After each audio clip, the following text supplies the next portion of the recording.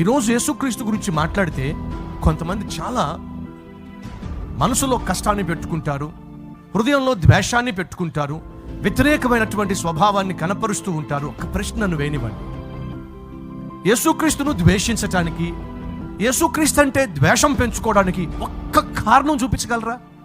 ఈ భూమి మీద ఎవరైనా యేసుక్రీస్తును ద్వేషించటానికి, దూషించటానికి కల ఒక్క కారణం చెప్పగలరా?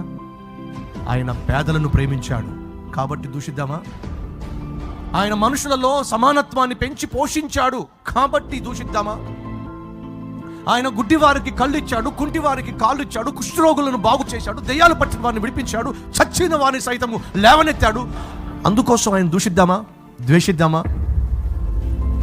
వెలివేయబడిన వారిని, పాపిష్టి వ్యవస్థ చేత మనుషుల మధ్య తారతమ్య భేదాలు తీసుకొచ్చి వెలివేయబడిన వారిని సహితము ప్రేమించి సమాధానాన్ని పెంచి పోషించాడు. దానికోసం క్రీస్తును మనం ద్వేషిద్దామా?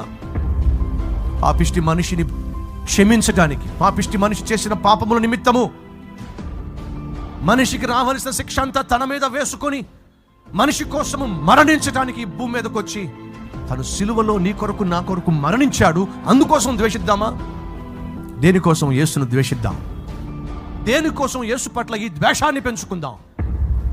ఎవరైనా క్రీస్తును ద్వేషిస్తున్నా, దూషిస్తున్నా ఒక్కసారి మీకు మనసున్నట్లయితే ఈ ప్రశ్నకు సమాధానం చెప్పండి. ఏమిటి?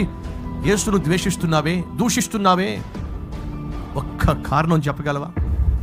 ఆలోచించండి.